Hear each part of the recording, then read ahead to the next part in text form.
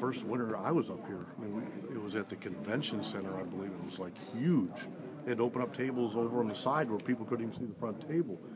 That was my first taste of kind of something Boston baseball-wise, so it was really pretty cool. And the reaction to your book so far, do you think? Well, you know what? I think there's been a reaction to the excerpts, which I think I think that's the way it works. I think if people take time to read the book, which I hope they do, first of all, I hope they buy it, and I hope they read it. If they have to choose one, I hope they buy it. I think a lot of things are in context better. We tried to once I decided to do it, since I wasn't managing, I had time to kind of dig in and really get after it, and it was fun. Tried to deal like year to year, and I knew at some point we were going to have to come to the end, and so we had to touch on that too. And it was, it's a tough subject for me, and it's a kind of personal one, and I don't think I wake up every morning anymore thinking about it or bitter or anything, but we certainly had to talk about it. Terry, you made a comment yesterday that on EBI that the SI excerpt was unfortunate, or there was some. I don't have the exact quote. I probably don't either because Big O was going so fast that. Go ahead. What's your general feeling on the excerpt? Did it unfairly portray the book? Or? Well, I don't think that's what the book's about. Right. I mean, it made it look like it was an attack on the owners. Whatever's in the book, I don't take back. I mean, I put my name on it. But I think when you read the book, I think there are things that we did have to deal with in there. But that was like, whatever, if the book's 324 pages, that was an excerpt. It was all lumped against the owners. That's not how the book was. Would you agree, though, that the general reader is not focusing on your statement that the owners are good owners, but that all this other stuff happened, that's the focal point? I can't help that. I tried to word it really honestly. I mean, the end was really public and hurtful, but I still thought they were good owners. Again, when I made the comment that I didn't think they loved baseball, I think they like it, but that they're good owners, I don't view that as being critical. I was just comparing it to my perspective on the game. So maybe I'm looking at it through a different lens. I don't know.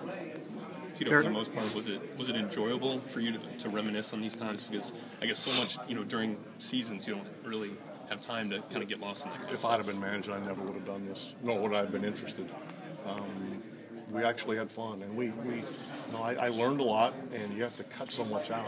We cut out so much good stuff, and there were so many funny stories, and so yeah, for the very most part, it was really cool. So how do you approach writing a book when you're still in the middle of your career and so close to the game?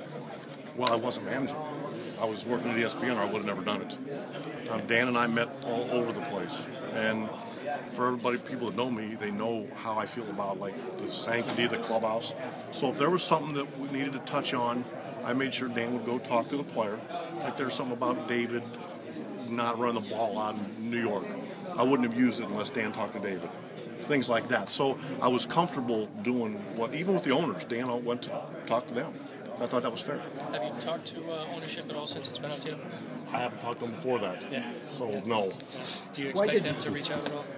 Do I what? Do you expect them to talk to you at all about the book? No. Again, I'm still waiting to hear back on the first thing. Probably not. Why did you decide to go ahead and do a book? You don't seem like a book. It's a good. When Dan emailed me, I think, or called, whatever he did, my initial answer to him was no, and not with you. And what changed your mind? He kind of talked me into over lunch, giving it a trial, little like 1 weekend maybe. And I wasn't doing anything. I don't think I'd even taken the job with ESPN yet. If I did, I wasn't doing anything. So I was like, the way Dan presented it to me, it was like, hey, you have final say over everything. And we kind of started doing it, and it was started getting kind of fun. And like I said, I wasn't really doing anything else. And so I could jump in. What I was really afraid of was I'd say yes, and then I would be get bored. But we really got after it. We worked hard. I mean, I probably read that thing 7 times front to back because I wanted to do it right. You always, when you were here, were about the next game moving forward. Tito, how cathartic was this in terms of your ability to put this finally in the past and move forward and get it out there? I would say it was until probably this week. I mean, again, this book's been done for a while, and I kind of put it on the back burner, and I'd been working in Cleveland and being busy, and all of a sudden, there's a release date, which I probably had lost track of. and then all of a sudden everything comes out, which I understand. But so I hadn't really been thinking about it very much. Terry, your comments about the owners being good owners notwithstanding, if you look at blogs, listen to talk shows, read what's been written about the book, it's being viewed by a lot of people as your payback. How do you feel about that? Yeah, I don't think that's not how I intended it to be.